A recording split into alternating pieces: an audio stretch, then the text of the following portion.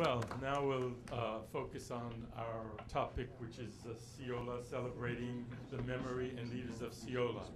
We would like to start, some of us saw it last night, but we all weren't here, with a DVD from His Grace Bishop Basil, who was at the 1963 festival.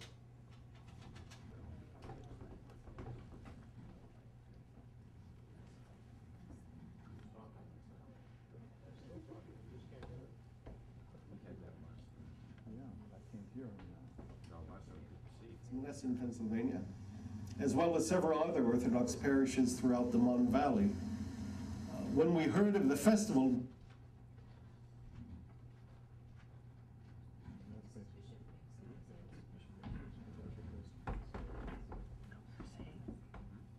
priest Father Andrew George and I organized an Eastern Orthodox Youth League involving the young people from our hometown's 4 Orthodox churches, that's Muresan, Pennsylvania, as well as several other Orthodox parishes throughout the Mon Valley.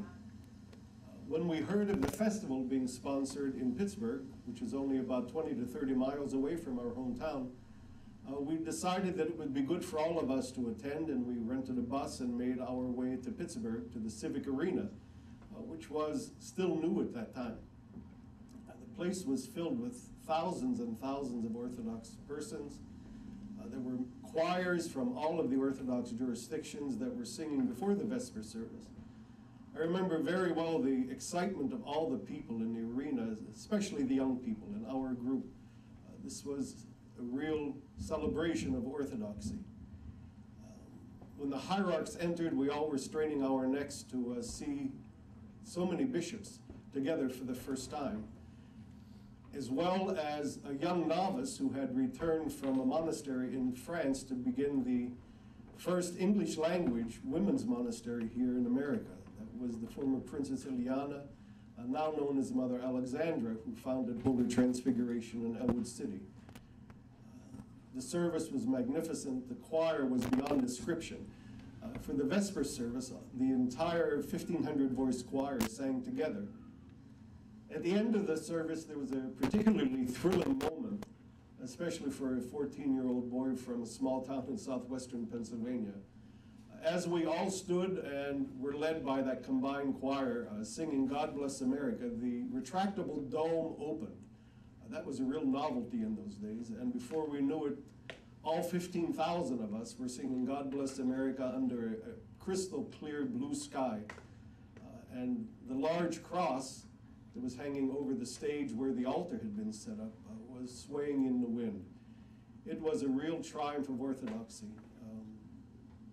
We bless the members of CEOYLA who planned that event for us. And we're thankful for the wonderful memories it gave us of that a true triumph of Orthodoxy.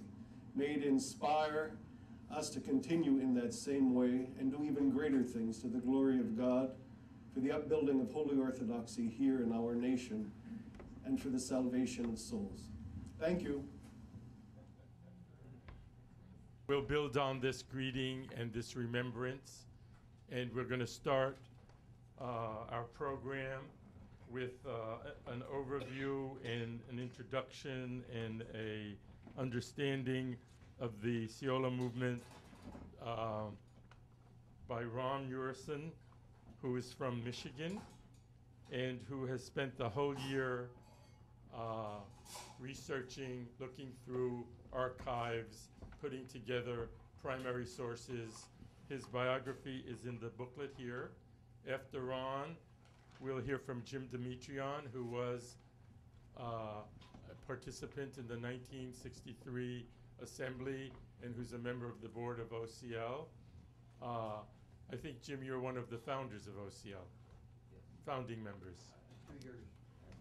Okay, and then we will proceed with Quillen Nasir, who lives in this community. I don't think, is Quillen here now? We're expecting that she will be here between 10 and 10:30. Following her, we will have a presentation by Michael Herzak, who came to us from Cleveland, and we thank Michael for being here with us. You can read about these folks in this little program booklet.